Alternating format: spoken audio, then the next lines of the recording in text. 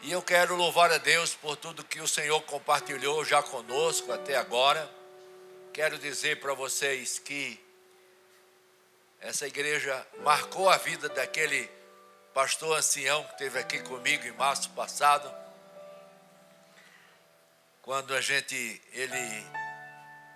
tem, embora ele tenha mais idade que eu, mas ele tem menos anos de pastorado do que eu. E é uma pessoa que viveu a vida inteira lá no Recife,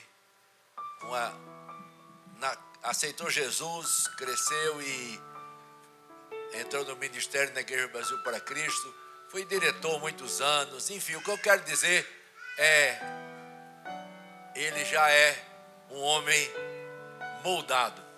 Aí chegou aqui, Jesus deu um sacolejo no homem. Eu amo isso, amém. Eu amo isso, porque a gente começa a, sabe, quando você vai mexer no computador, você vai formatar o computador, né? E com o passar do tempo, o computador fica formatado, aí sai um programa novo e não é compatível, e não roda, e fica travado, e pá. Aí Jesus vai e fica, eu vou te levar ali para... É muito lindo. Eu amo esse trabalho os domingos de manhã, mais vezes, mais frequentemente. Eu lembro de estar aqui desfrutando desse renovo espiritual. Perto dos anos 1900, agora entre 1908 e 1909, assim, mais recente, Deus fez um trabalhar muito lindo lá na Rua Azusa, em Los Angeles, e o pastor de lá ficou conhecido como pastor do caixote, porque ele orava com a cara dentro de um caixote. E houve um mover do Espírito Santo muito lindo, que varreu o mundo, né? Varreu o mundo. Chegou aqui entre nós, missionários suecos, que embora fossem suecos, mas foram renovados lá na Rua Azusa. O movimento pentecostal moveu o mundo.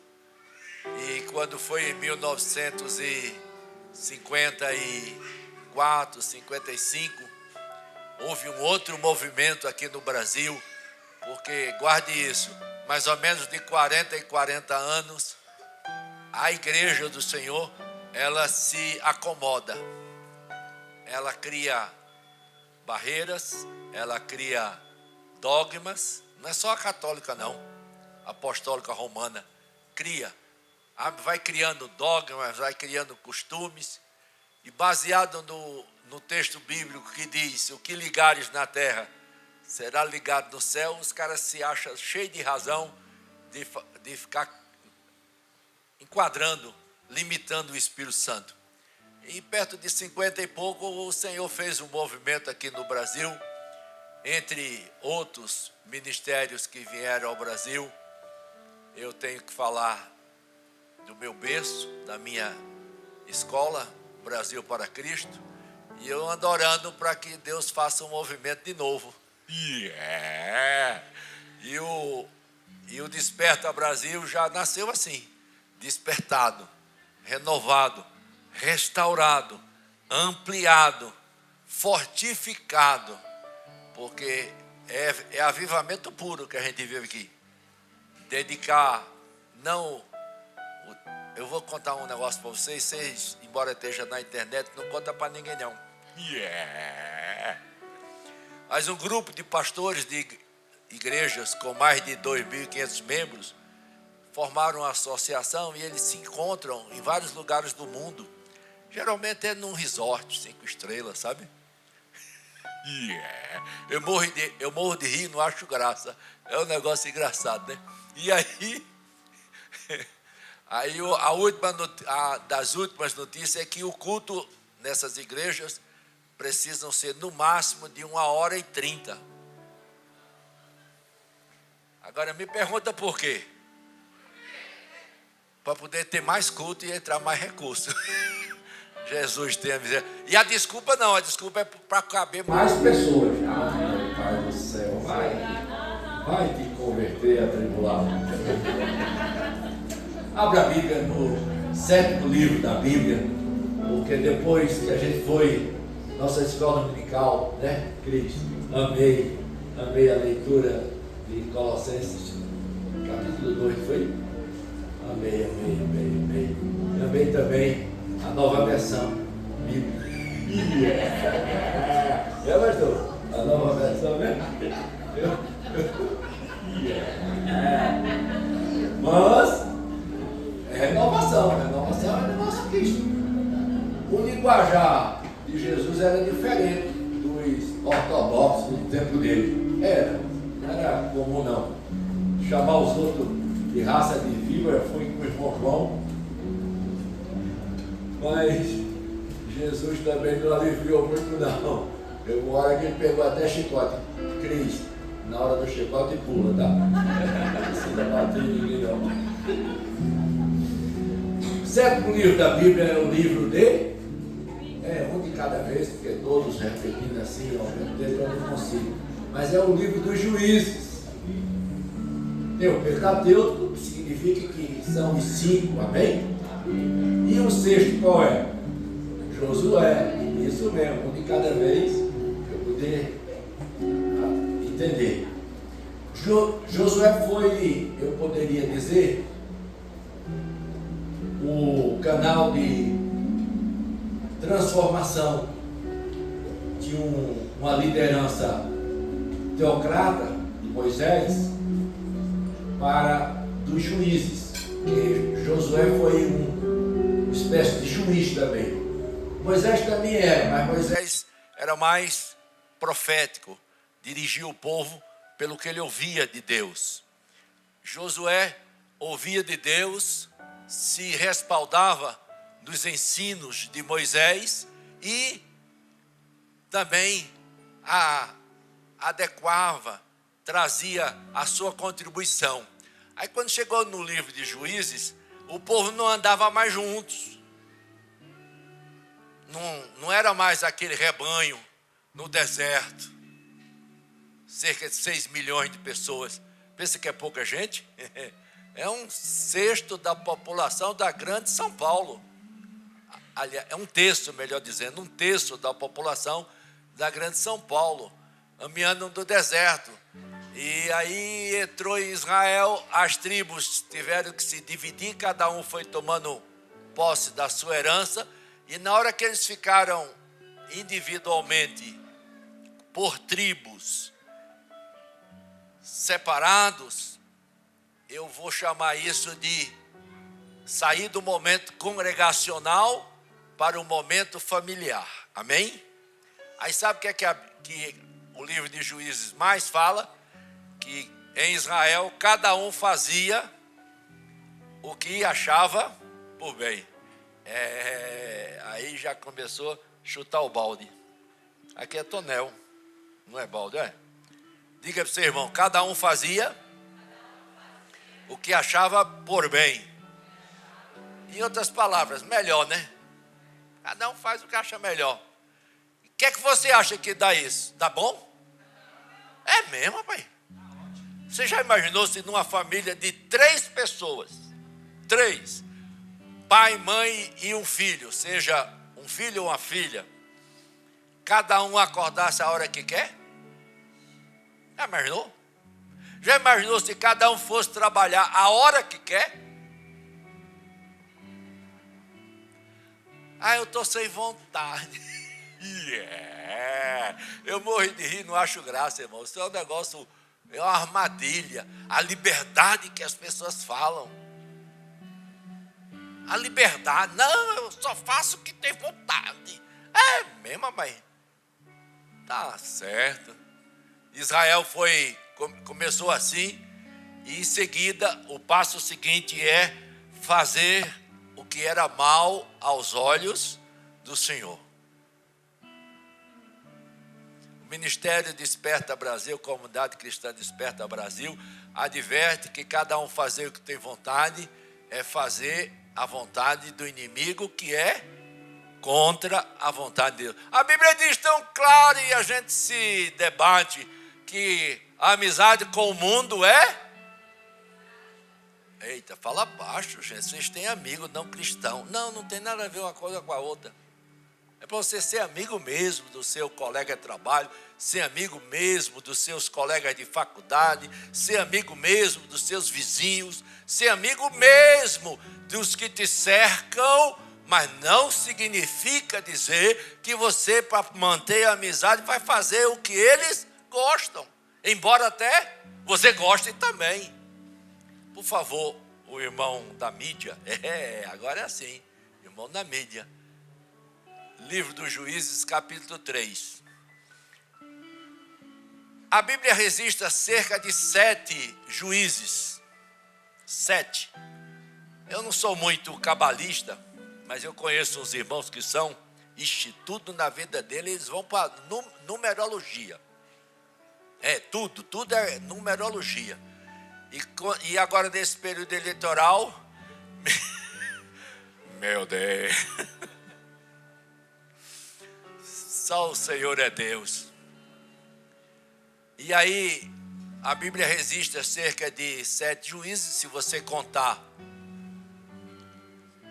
Josué como um deles, ou se você contar o último juiz, que foi a transição entre o sistema de juízes e o sistema monárquico, que era o irmão Samuel, um de cada vez, porque aí eu não consigo ouvir todos.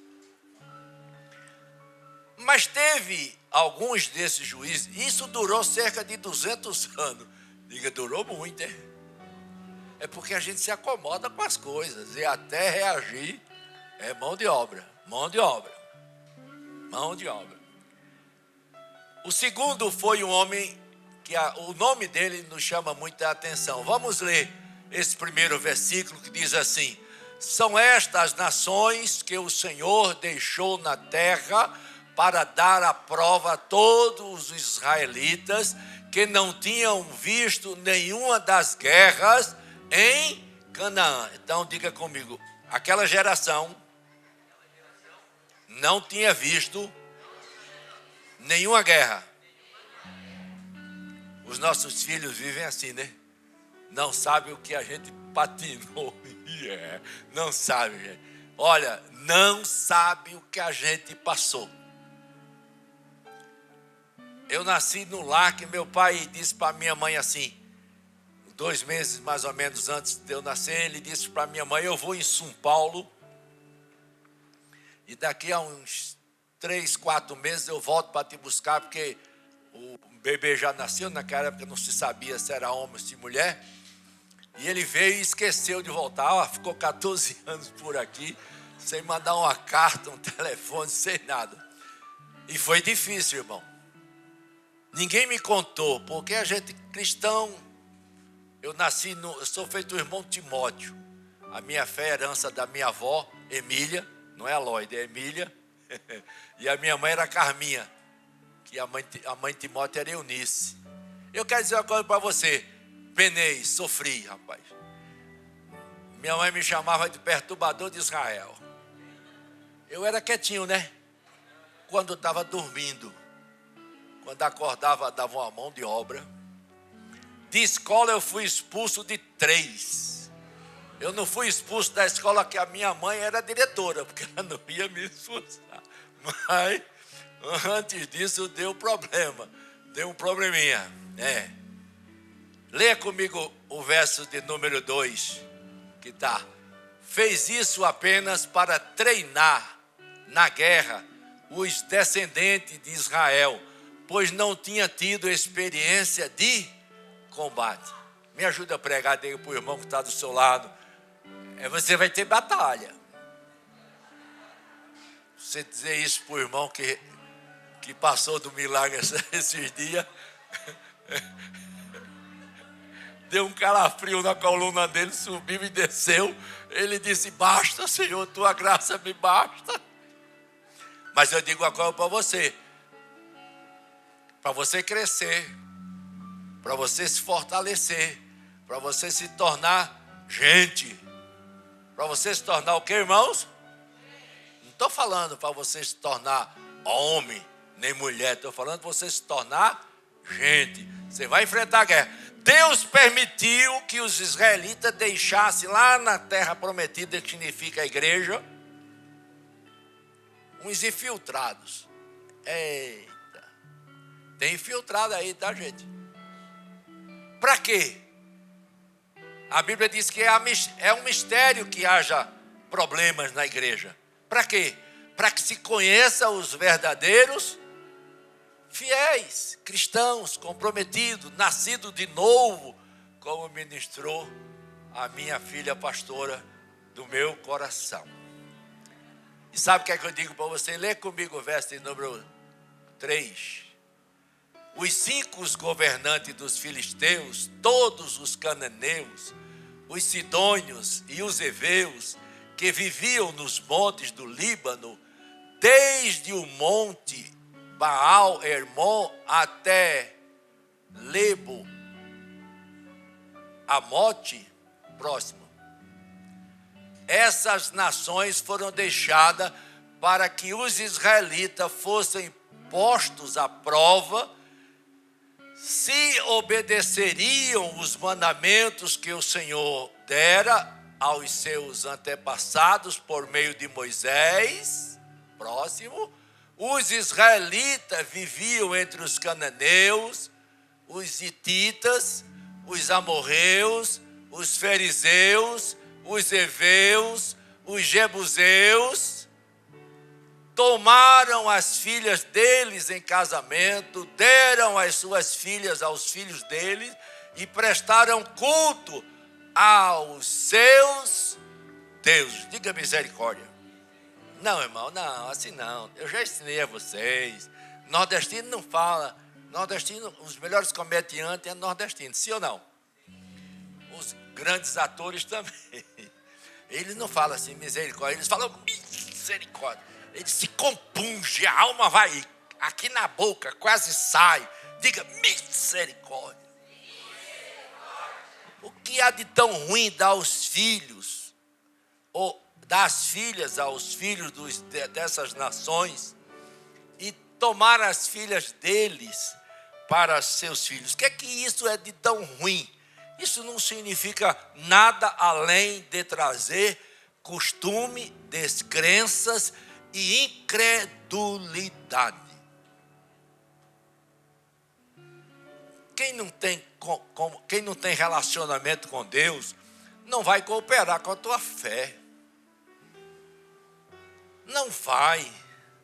É tão lindo nos clássicos de futebol. Você encontra um esposo corintiano casado com a corintiana. Eu não oro por um casal desse. Eu sei que vai ter contenda. Estou brincando. Oh, Jesus da glória. Mas é um exemplo apenas para trazer para você, fixar na sua mente a dureza do que é romper com os costumes de infância. A dificuldade que eu tenho de comer fora da hora da refeição. Eu apanhava se comesse, gente. Minha avó dava uma sova em mim. Não tinha conselho tutelar, não tinha lei e proteção, não. Minha avó, se fosse os dias de hoje, ela era presa. Porque ali batia com fé e amor. Eu já contei para vocês, teve um domingo que eu levei 2 pizzas, um domingo só. Um domingo só, eu levei 2 pizzas. Pizza para vocês. Vocês sabem o que é pizza, né? 6 horas da manhã, botaram uma carta anônima debaixo da porta da minha avó. Minha avó pega a carta, ninguém sabia que ela era analfabeta, que ela era comerciante, fazia conta, comprava, vendia, assinava o nome, mas ela não lia. Aí ela traz a carta para me ler. Ó, aí eu pego a carta e começo: Dona Emília, seu neto. Eu dei uma engasgada. Não sei porquê. Era para processar na cabeça a mentira que eu ia inventar, né? Seu neto é muito educado. Ela deu um bote na carta assim e disse: mentiroso. Levou para meu avô ler. Aí meu avô, que sabia ler, disse: seu neto foge da escola todo dia, vai para a beira do rio jogar bola, briga com os meninos. Na hora que está dando a hora, quando está dando a hora da senhora voltar, que ela era comerciante, viajava pelas cidades circunvizinhas a Caruaru, eu sabia que ela chegava entre 3, 3h30, eu corria para casa tomar um banho e ia para o ponto esperar ela, né? Bonitinho. Aí o meu avô leu, ela me deu uma pisa. Mas me deu uma pisa, irmão, sou glórias. E tu pensa que ela parou? Ela continuou agredindo na hora de pentear meu cabelo. Ela fazia assim, ó, passava a mão na coisa de brilhantina e fazia: você vai dar pra gente, nem que seja. A minha testa ficou brilhando. Cheguei na igreja. Primeiro comi um prato de cuscuz, que ela batia, mas dava cuscuz. Cheguei na igreja, o filho de um diácono olhou para mim: o inimigo vem no culto também, viu, gente? O filho do diácono olhou para mim e disse: testa de gato lambido? Olha bem, é ou não é um filisteu? É um midianita, é uma amalequita. Aí eu falei para ele: se você disser isso de novo, eu lhe dou um murro na boca que você nunca mais esquece. Aí o que é que ele fez? Testa de gato lambido. Eu, palavra de crente é assim, se não. Meti-lhe o murro. A boca do menino já sangrou. O diácono me pegou pelo braço, levou para minha avó. Seu filho acabou de tirar sangue do meu filho. Aí a vovó disse: uma pisa só não resolve, vou dar 2. Levou em casa, deu outra pisa, outro banho, ainda voltei para terminar a escola dominical.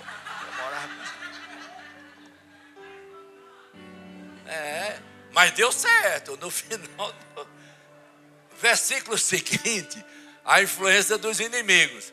Olha, leia isso aí bem forte comigo. Vamos lá, todos juntos. Os israelitas fizeram o que era mal aos olhos do Senhor, pois se esqueceram do Senhor, o seu Deus, e prestaram culto aos Baalins e a Azera. Como é fácil a gente se desviar. Como é fácil. Mas o versículo seguinte já começa a alegrar o meu coração e o seu.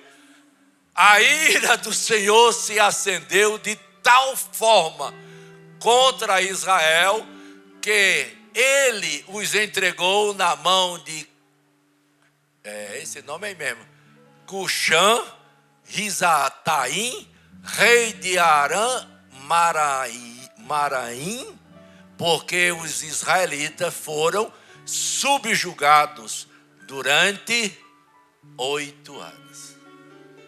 Diga misericórdia. Agora volte comigo ao capítulo 2, verso 12. Eu disse para vocês que esse período em Israel durou cerca de 200 anos, que se tornou uma coisa cíclica. Juízes 2:12. Abandonaram a Deus dos seus antepassados, que havia tirado do Egito, seguiram e adoraram vários deuses dos povos ao redor, provocando a ira do... Vocês perceberam que no capítulo 2 eles haviam feito a mesma coisa?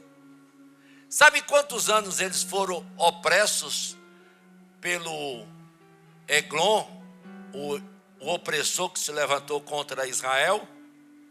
18. Na próxima rodada durou 8 anos. Leia comigo o próximo versículo. E diz ainda: abandonaram o Senhor e prestaram culto a Baal e a Astarote. E diz ainda: a ira do Senhor se acendeu contra Israel, e eles os entregou nas mãos dos invasores que saquearam. Ele os entregou aos inimigos ao redor, os quais já não conseguiram resistir. O próximo verso. Sempre que os israelitas saíam para a batalha, a mão do Senhor era contra eles para derrotá-los, conforme lhe havia advertido e jurado. Grande angústia os dominava. Diga misericórdia. Me ajuda. Cochicha aí no pé do vidro, irmão. Não deixa ninguém ouvir. Pergunta para ele. Você vai ficar nessa gangorra? Sobe e desce, sobe e desce, sobe e desce, sobe e desce. Você vai andar nesse tobogã da fé? Você gosta de emoções? Eu amo estar ali na Flórida, naqueles parques. Tem umas montanhas russas que foi desenhada lá na sala do capiroto. Eita, irmão. Tem um que você entra e quando larga você diz assim: para que eu entrei aqui? Aí começa a fazer promessas e juramentos e votos que se sair dali vivo, nunca mais você volta. Aí quando termina você volta para a fila para ir de novo. Diga misericórdia. Diga irmão. Diga irmão. Diga irmão. Você vai ficar nesse tobogã? Voltando para o capítulo 3, verso 12. Agora vamos direto ao verso 12 do capítulo 3. Parece brincadeira. Parece brincadeira. Eu morro de rir e não acho graça. Olha, diga: mais uma vez os israelitas fizeram o que era mal aos olhos do Senhor. Juntamente por causa do mal que fizera, o Senhor deu a Eglon, o rei de Moabe, poder sobre eles. Diga misericórdia. Não, mas pelo menos tem um arrepiozinho aí na coluna. Diga misericórdia. Sobe, desce, sobe, desce, sobe, desce, desce, sobe, misericórdia. Quem era Eglon? Rei dos Moabitas, de Moabe. Na Bíblia, o que significa Moabe? De cada vez, porque eu já disse, eu tenho dificuldade de audição, não consigo ouvir todo mundo falar ao mesmo tempo.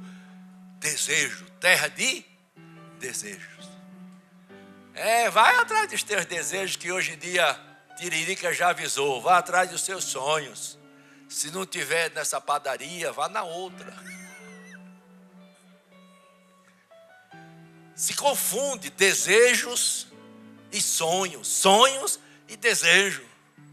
O que são desejos? Olha, o salmista ainda nos adverte no Salmo 35, verso 4. Deleita-te no Senhor e Ele concederá o desejo do teu. Por que é tão ruim desejo? Porque do salmista ele já diz assim também: entrega teu caminho ao Senhor e Ele tudo fará. É diferente. Sabe qual é a diferença de um para o outro? É que o desejo pessoal, pecaminoso, só é bom para você no começo. E o sonho de Deus para você pode até nem ser bom no começo, mas do meio para o fim. Eu gosto dos irmãos do mistério. Eu gosto dos irmãos do ministério. Olha, os anjos ninja. Eu sou fã dos anjos ninja. Já viram os anjos ninja? Esse irmão que recebe os anjos ninja.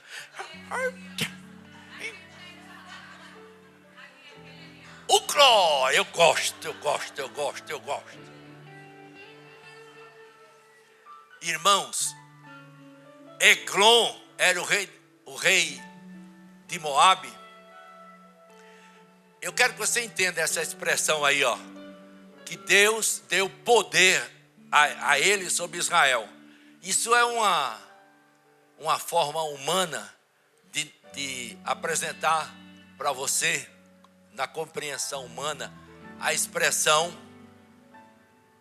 Deus está no controle, tá? Mas Deus não tinha nenhuma parceria com Eglon, não, tá? Esquece isso. É porque Deus não precisa ele levantar o Eglon. A gente levanta vários Eglons em nossa vida. Isso representa hábitos, vícios que destrói a nossa vida. Eu iniciei dizendo que Israel fazia o que cada um queria, e eu disse para você que uma família de 3 já leva o caos. E uma família maior, e um grupo maior, e uma empresa, e uma igreja, e um bairro, e uma cidade, e um estado, e uma nação, cada um fazendo o que tem vontade. O caminhão de lixo não consegue entrar na tua rua, porque as pessoas vão jogar o lixo na porta, na rua. Só não joga porque tem lei. Porque cada um busca o menor esforço possível. Seus desejos em primeiro lugar. Já imaginou? Hoje em dia, a cultura nos favoreceu com a consciência de que não existe mais espaço nas famílias para dizer esse é o trabalho de uma mulher e aquele é o trabalho de um homem. Eu dou graças a Deus por isso, porque o povo de Deus entende isso, não muda o seu gênero, porque a minha avó me criou sem deixar eu lavar um prato, que ela tinha medo que eu aboiolasse.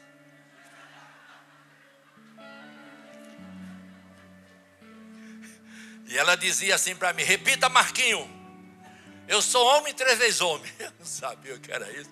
Eu dizia: eu sou homem 3 vezes homem. Hoje em dia, filhinha me bota para lavar prato. Eu acostumei ela depois de 46 anos, ó, café da manhã na mesa. É feito um filho que eu tenho, sabe? Olha, eu vou lhe contar, coisa doce é participar dos trabalhos domésticos. Os benefícios vêm depois, aleluia.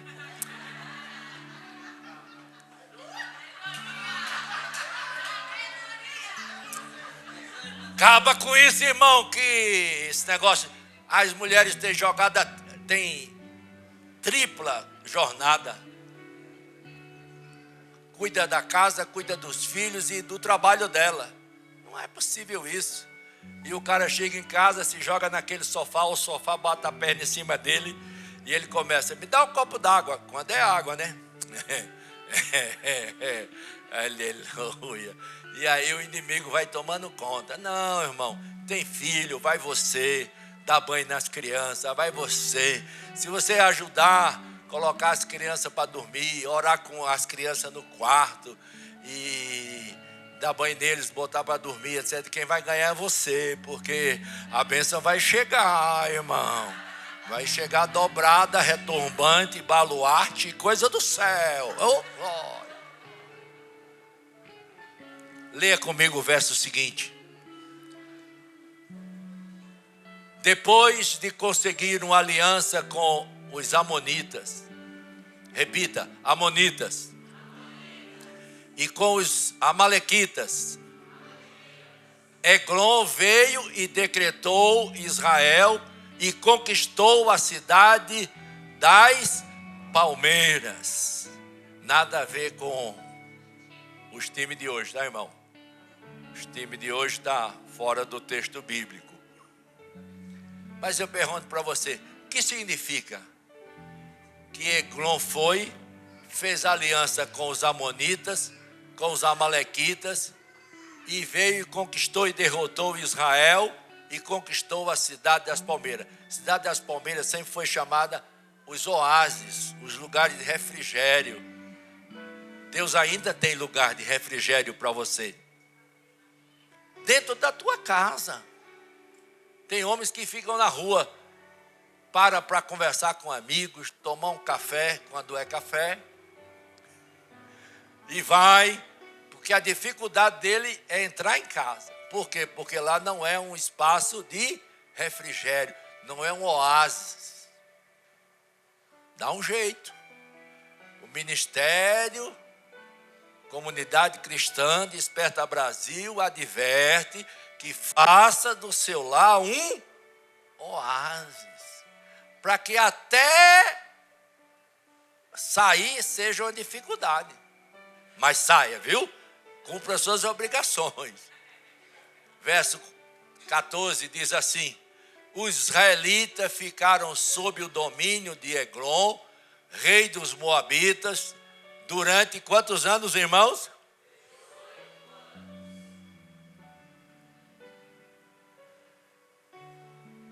Você aguentava? 18 anos oprimido por Eglon. Eglon é uma figura, nada contra os obesos, porque eu estou no caminho ao lado da glória. Já tive um pouquinho mais gordo, hoje estou um pouco mais magro.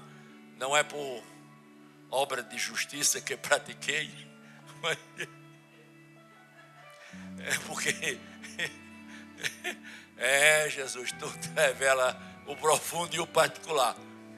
Mas nesse caso bíblico, Eglon representa esses hábitos que a gente comete no dia a dia, que a gente vai somando ao nosso prazer, ao nosso deleite, vai se fortalecendo. E a Bíblia diz claramente que Eglon, leia o verso 15, como é que diz o verso 15?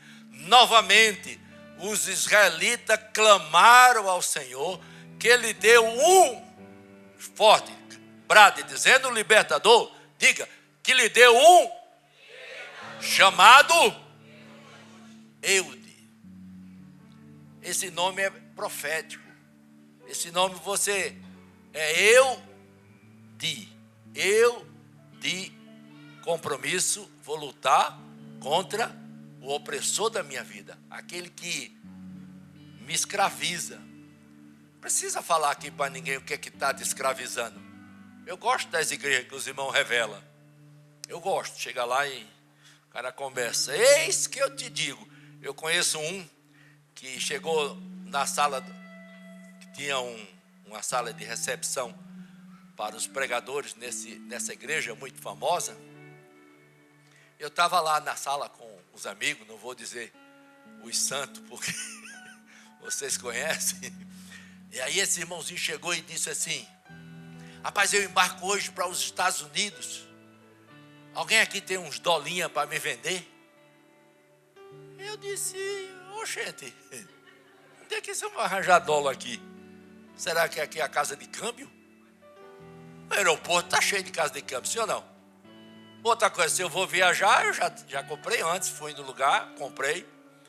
Aí ele só queria me dar uma dica, o que é que ele queria fazer.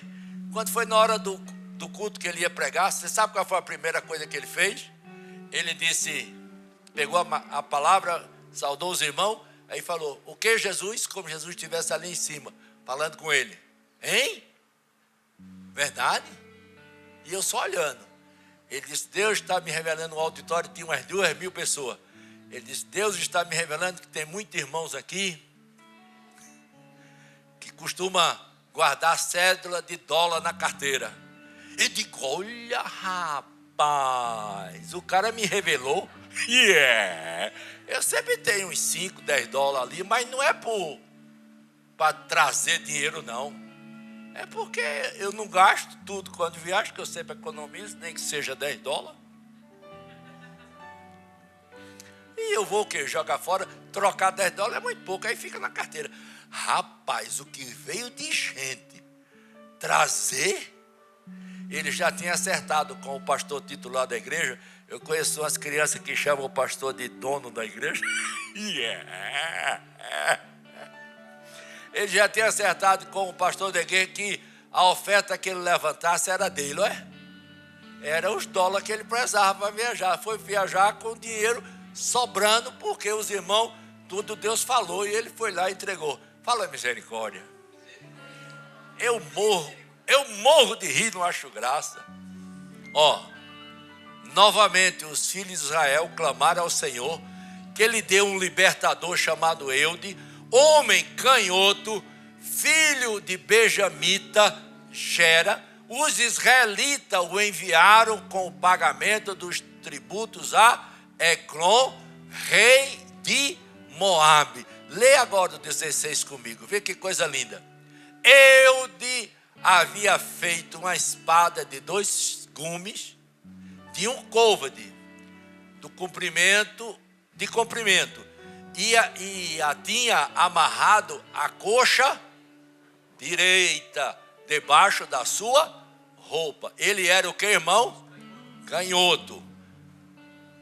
Os seguranças de Eglon sabiam, porque eles faziam a vistoria geral.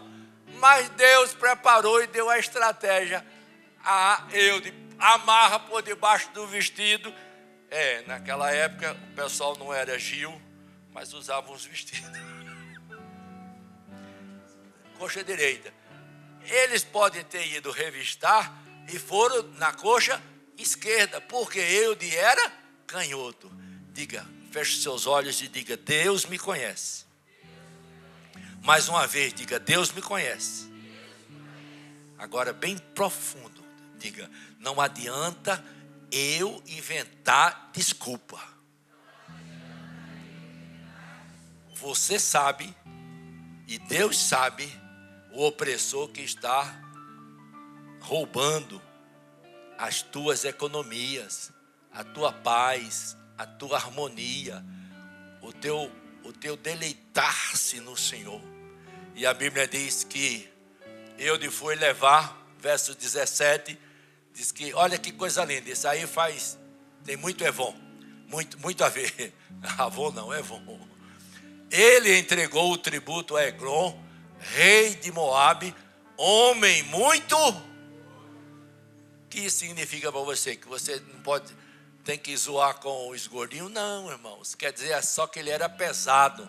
Que todo opressor é pesado na nossa vida. Tem muito gordinho que é leve, gostoso de conviver. É uma questão de biogenética. É uma questão também de comer as coisas indevidas. Jesus da glória. Verso 18. Depois de entregar o tributo, Eude mandou embora os carregadores. Era muita coisa. Diga comigo: o opressor leva tanta coisa da minha vida que eu só consigo perceber o prejuízo depois. Pessoas viciadas em jogo. Hoje em dia, os maiores jogadores das bet é o pessoal do Bolsa Família. Sabia disso? Pois é. O governo colocou as ferramentas, uns cadeados, fechou o uso do cartão Bolsa Família nas bet, mas o ano passado, só os que são beneficiários do Bolsa Família gastou 6 bilhões de reais nas bet. Quanto, irmão? É tanto dinheiro que gente besta como eu nem sabe dizer para você o que se compra com 6 bilhões. 6 bilhões. Quando você acha que é importante ganhar 1 milhão, são 6.000 vezes 1 milhão. Meu Deus. Os carregadores foram embora. Verso 19, que eu estou caminhando para o encerramento, diz o texto: mas ao alcançar os ídolos esculpidos na porta de Gilgal, eu vou parar aqui porque aqui tem uma mensagem de profundidade para você. Quando os carregadores e Eude foi saindo, Eglon foi acompanhando eles, porque o tesouro já tinha ficado lá, o pagamento dos tributos, e passaram pelos ídolos da porta de Gilgal. Quantos sabem aqui que Gilgal na Bíblia significa casa de Deus? O que é que eles tinham esculpido em Gilgal? Ídolos. Você acha que o ídolo apareceu do nada? Você acha? Não, porque o ídolo apareceu do nada. Feito uma história que meu avô, que tinha nascido em 1888, me contou uma história. Ele gostava de contar história. Parece que eu puxei a ele. Ele disse que um cidadão lá pegou uma madeira oca e esculpiu um santo. Nem tinha nome. Pá. E como era uma madeira oca, ele pegou um tampo com breu, que naquela época não tinha cera, cola quente, essas coisas. O cabo vedou com breu e madeira. E deu uma enchente lá na oficina dele, na marcenaria dele, e levou o santo. E o santo apareceu lá na outra cidade. E alguém achou o santo, e o santo começou a fazer milagre. E aí ele disse assim: eu vou lá naquela cidade, pedir ao santinho que apareceu lá, que me mostre onde está meu santo. Quando ele chegou lá, ele ficou embaixo, olhando assim. Tinha umas pessoas do lado dele. Ele falou: eu te conheço. Aí o cara que estava de lado falou: que é isso, você é doido? Esse santo apareceu aí. Não, esse é o meu santinho do pau oco. O padre ficou nervoso com ele, levou ele para a sacristia, e lá ele disse: vou provar para o senhor que é meu santo. Traga ele que eu vou raspar no pé e vai aparecer o buraquinho que eu tapei, porque é ali que ele é o meu santinho do pau oco. Ídolos a gente constrói no dia a dia. Eu não tenho nada contra. Meus filhos são muito afetivos a futebol, mas às vezes passa da conta. Você compra um uniforme do seu time para seus filhos no berço. Eu tenho um colega pastor, o pastor Júnior, Orlando Silva Júnior, que ele fez os filhos deles ficarem uns torcedores tão insuportáveis. Por quê? Porque na casa dele, o time dele ganhava todos os jogos, ganhando ou perdendo. Todo gol ele vibrava e dizia que era do time. Os meninos cresceram. O time do meu pai é o melhor time do mundo. E ele morava em cima da casa do avô. E o neto desceu e encontrou o avô assistindo, triste, né? Porque o time estava perdendo. Aí ele falou: vô, por que o senhor está triste? Porque o meu time está perdendo. Disse: não, vô, vá assistir lá em casa que está ganhando.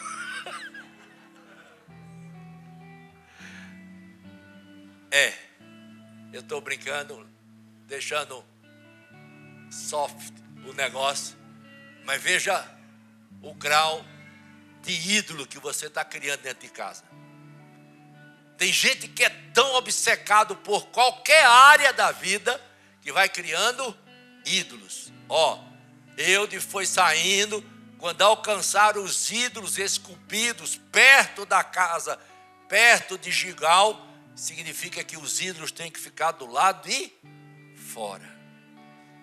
Do lado de fora. Ele retornou e disse ao rei, todos juntos comigo, diga: tenho uma mensagem secreta para ti, ó rei. E o rei respondeu: silêncio. Todos os auxiliares saíram da presença dele. Verso 20, e diz: Eude aproximou-se do rei, que estava sentado sozinho na sala superior do palácio de verão, e repetiu. Agora ele foi mais objetivo. Primeiro ele falou: tenho uma mensagem secreta para você. Agora, para o opressor, ele diz: tenho uma mensagem de Deus para ti. Quando o rei ouviu, se levantou. Eles estavam sozinhos dentro de uma sala. O que significa?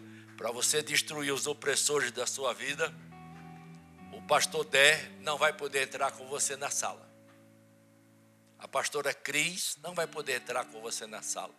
Teu pai, tua mãe, teu esposo, tua esposa, é você e o opressor. Mas Deus estará contigo nessa batalha. Aí o rei, ao ouvir isso, a Bíblia diz que o rei levantou-se do trono. E aí o verso 21 diz: Eude deve ter feito assim, vestido, pegou, estava na coxa direita, pegou a espada, cravou na barriga do rei. Irmão, entrou, sumiu. Você sabe quanto é um côvado? É cerca de 33 centímetros. Mais a empunhadura, mais o cabo. Ó, entrou tudo. É meio pesado o versículo 22. Diz assim: até o cabo penetrou com a lâmina, e como ele não tirou a espada, a gordura se fechou sobre ela. Outras traduções bíblicas diz que os excrementos cortou o intestino do cidadão. E você sabe o que é que tem no intestino nessa parte aqui, já perto da reta de chegada. Já que o ministério aqui libera, a merda saiu, a espada ficou lá dentro. Diga: inimigo, eu não vou tratar com carinho. É ele ou eu. E como o Senhor está comigo, diga bem forte: como o Senhor está comigo, sou eu. Porque Deus vai me libertar do opressor. Aí eu caminho realmente para o encerramento, que eu começo a enrolar vocês muito cedo, mas agora eu tenho que encerrar mesmo. Você sabe o que é que diz o texto seguinte? Então Eude saiu para a varanda, depois de fechar a porta, de trancar as portas da sala atrás de si. Verso 24 diz: depois ele saiu, vieram os servos de Eude, o encontraram trancada as portas da sala superior e disseram: ele deve estar fazendo a sua necessidade no cômodo privativo. 25, cansaram de esperar, e como ele não abria a porta da sala, pegaram a chave e abriram. Lá estava. Esse senhor aqui é com S minúsculo. Eu até diria que você pode falar assim: senhor. E seu senhor caído no chão, morto. Morto. Tem pessoas aqui essa manhã, tem pessoas no dia a dia da nossa vida, tem pessoas na nossa família. Eu mesmo preciso matar o opressor. Aquele que me minimiza, aquele que me destrói, aquele que corrói o meu futuro, aquele que rouba a minha família, aquele que destrói o meu emprego. Você já imaginou quantas pessoas foram já demitidas de bons empregos porque o opressor, que é o vício, que é a mentira, que é a droga, que é, olha, pessoas que não conseguem ser produtivas, porque a mente dele está cativa em outro lugar.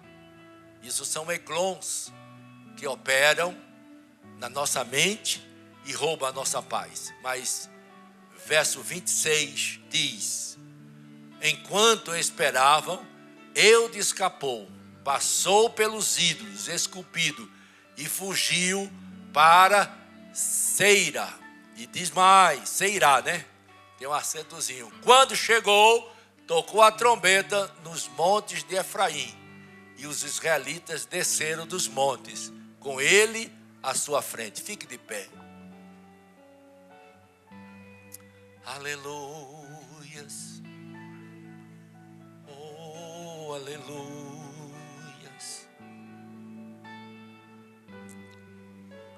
Glória ao nome do Senhor.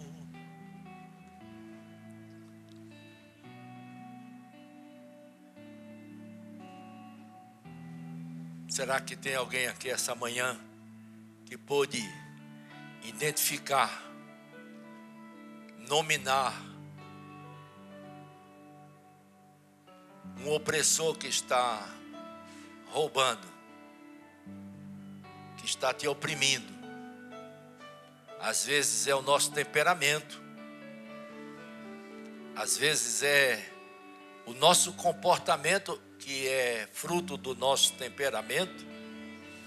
E às vezes, quando você menos espera, você fez a besteira.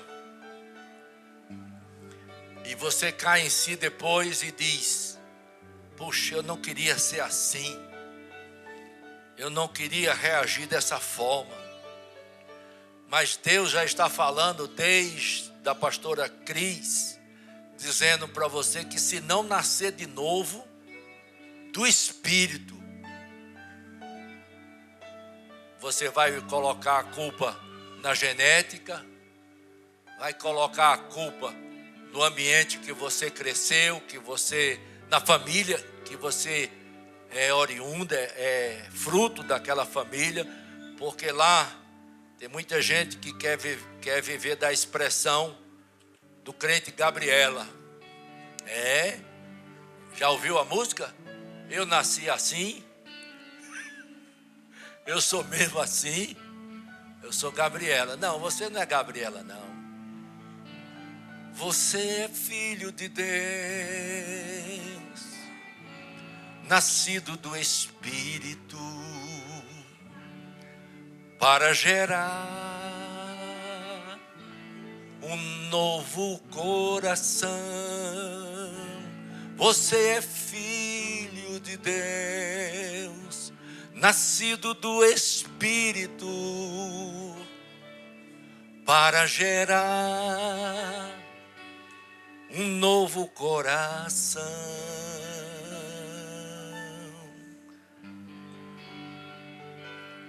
Você não precisa ser assim.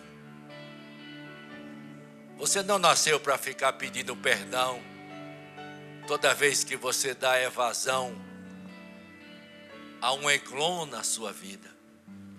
Hoje em dia, com o mundo, o Brasil é o segundo país do mundo em jogo das bets.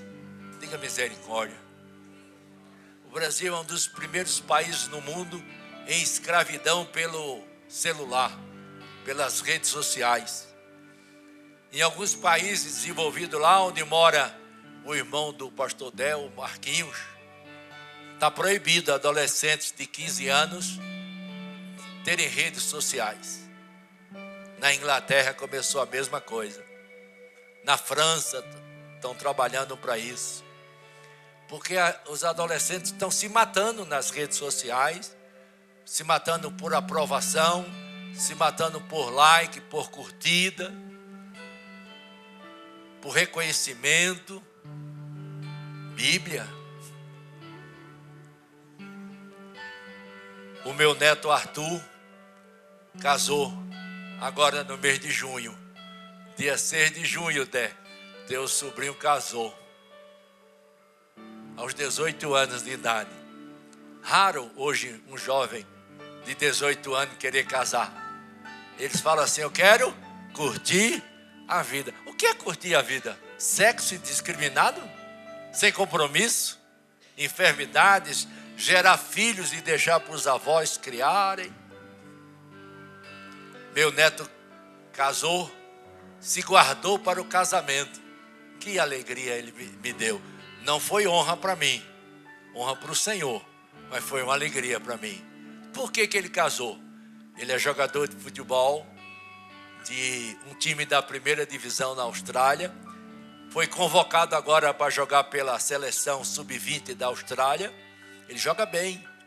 E ele casou porque ele está na iminência de ser vendido para um time da Europa. E ele já queria ir com a esposa para continuar guardando o seu depósito, seu vaso, seu corpo para o dia do Senhor. O vô dele aqui ficou no chão porque alguém amarrou, botou uma pedra assim para eu não boiar. Não é honra para mim, a honra é do Senhor, mas é uma alegria muito grande para mim. O meu filho também se guardou para o casamento. Meu filho casou em 2002, está com 24 anos de casado. Agora, no dia 2 de dezembro de 26, ele faz 24 anos de casado. O que é que eu quero dizer isso para você? Há muito tempo eu ensinei a eles. Eglon, na nossa casa, não serve. Não tem espaço. Não tem trono, nem ídolos embelezando os altares dos ídolos. Tem alguém aqui nessa manhã que quer? Porque você sabe, né? Sem exposição, sem humildade, é duro. O que é que vão pensar de mim? Hein? O que é que vão pensar de mim? Aí tem um hino antigo que fala: não importa o que vão pensar de mim, eu quero é Deus.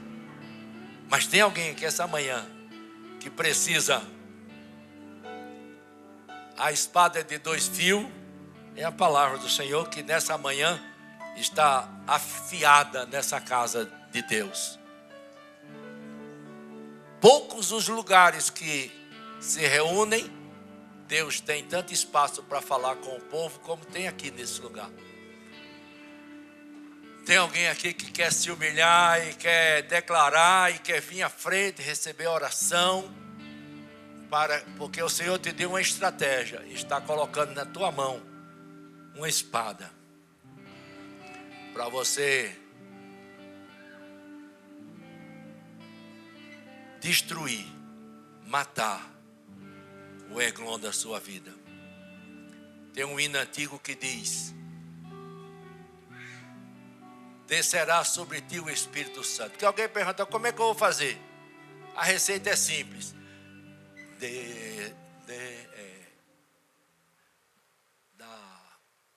Lá maior. Descerá sobre ti o Espírito Santo, e o poder do Altíssimo te envolverá. Descerá sobre ti o Espírito Santo, e o poder do Altíssimo te envolverá. Tua alma viverá, teu espírito voltará, e de novo tudo novo se fará. Tua alma viverá, teu espírito se voltará, e de novo tudo novo se fará. E saltarás e viverás de alegria.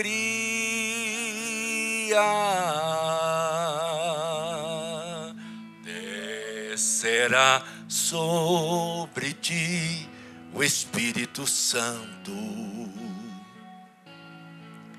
e o poder do Altíssimo te envolverá. Descerá sobre ti o Espírito Santo, e o poder do Altíssimo, te envolverá. Tua alma viverá, teu espírito transbordará, e tudo novo se fará. Tua alma viverá, teu espírito renovará, e no teu corpo tudo novo se fará. Eu quero orar com você. Aleluia, glória ao nome do Senhor. Já imaginou que coisa linda? Tu já imaginaste que coisa linda, dia 16 de agosto, já nessa altura da tarde, às 2h10, você ter essa data como a data de uma libertação da tua vida. Eglon foi morto. O Senhor já colocou a espada na tua mão. E você precisa tomar as rédeas da sua vida.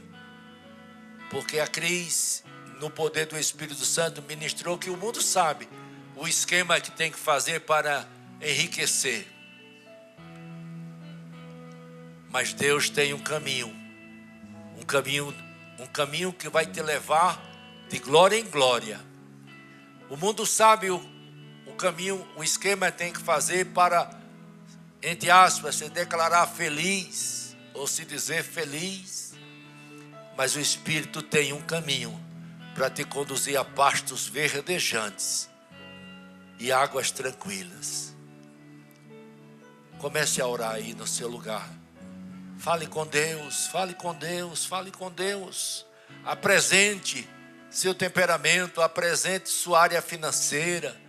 Pessoas que gastam mais do que ganham, pessoas que se endividam, usam um cheque especial, o cartão indiscriminadamente, pessoas que não têm um orçamento, pessoas que não têm o controle, pessoas que não têm rédeas da sua vida nas suas mãos, mas está na mão de Eglon. Mas nessa manhã você vai cortar e vai arrancar essas regras, essas rédeas da mão do inimigo e vai colocar na mão do Espírito Santo, que vai te conduzir em vitória e em triunfo. Aleluias, aleluias. Glória ao nome do Senhor.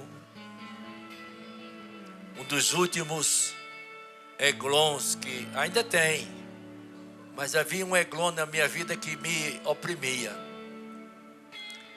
E eu colocava desculpa na genética, colocava desculpa em muitas outras situações. Até que eu disse: Eglon, você vai morrer. E Deus me deu a vitória de matar esse Eglon que roubava a minha completa e perfeita maneira de viver para Deus. Senhor, eu oro agora com o teu filho e a tua filha. Eu oro agora com os teus filhos e as tuas filhas, porque somos teus filhos e tuas filhas. E nesta sala secreta que Eglon construiu para se deleitar, se refrescar, para desfrutar dos meus tributos, da minha riqueza, das minhas emoções, do meu dia a dia, eu quero agora nesse lugar que ele achou que ele estava seguro, liberar uma palavra e aniquilar toda a legalidade do inferno contra a vida do teu filho e da tua filha, para a glória de Deus Pai, a glória de Deus Filho e a glória de Deus Espírito Santo. Amém. Filho Dé.